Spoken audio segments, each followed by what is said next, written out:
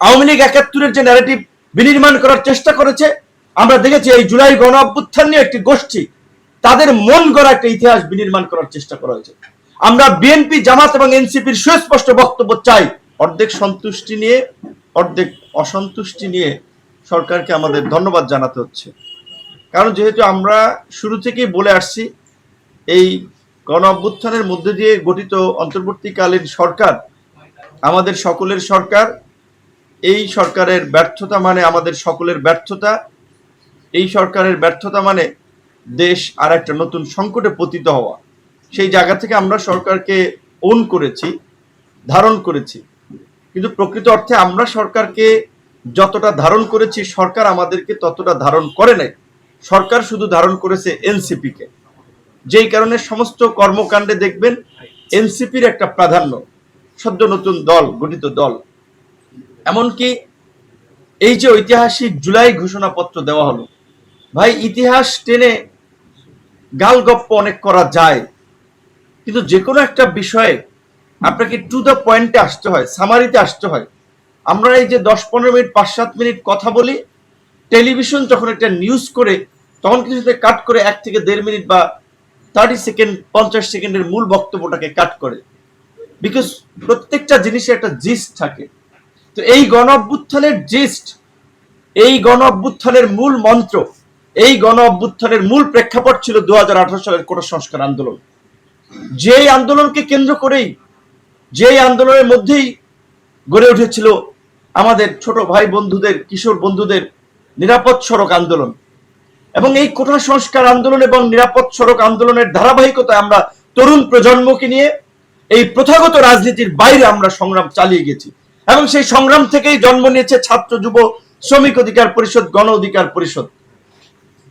এবং 2024-এ যেই আন্দোলন শুরু হয়েছে, আমাদের সাধারণ সম্পাদক যেটি বলেছেন, এই ধরনের একটি মিথ্যাচার, এই ধরনের একটি বিকৃত ইতিহাস জুলাইয়ের ঘোষণাপত্রে থাকবে, এটা আমরা প্রত্যাশা করি নাই। যে জুলাইয়ের আন্দোলন নাকি শুরু হয়েছে দুর্নীতি বিরোধী এবং কোটা বৈষম্যের বিরুদ্ধে। কিসের দুর্নীতির বিরুদ্ধে? কোথায় আন্দোলন শুরু হয়েছে?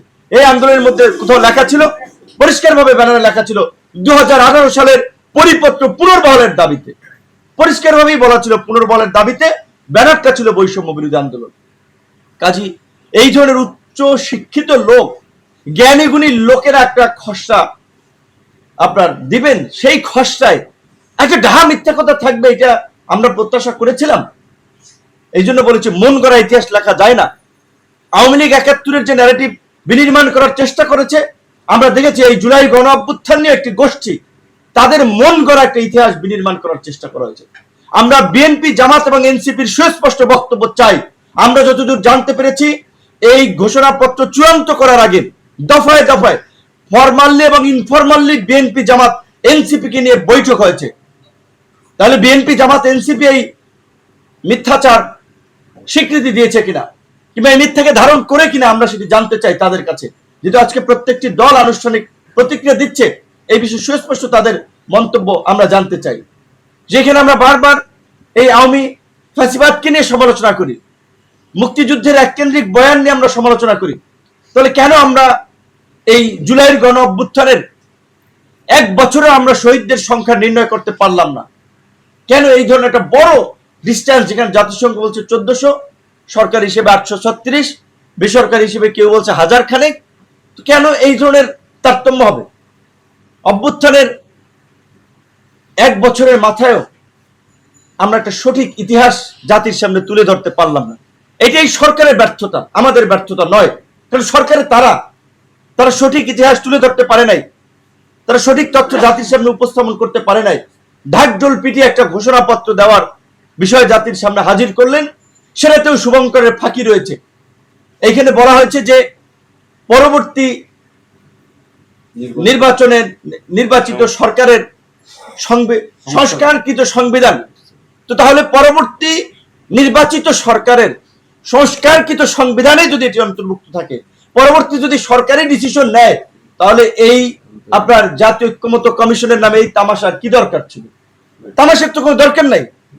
আমরা প্রায় 2 মাস সমস্ত কর্মকাণ্ড বাদ দিয়ে পরিবারকে বঞ্চিত করে এখানে, মানে ওই যে অফিসের মতো আপনার সকাল 11টায় আলোচনা শুরু হয়েছে, বিকাল 5টা, এবং শেষ দিকে আপনারা দেখেছেন 10টা 11টার দিকে আপনার আলোচনা শেষ হয়েছে।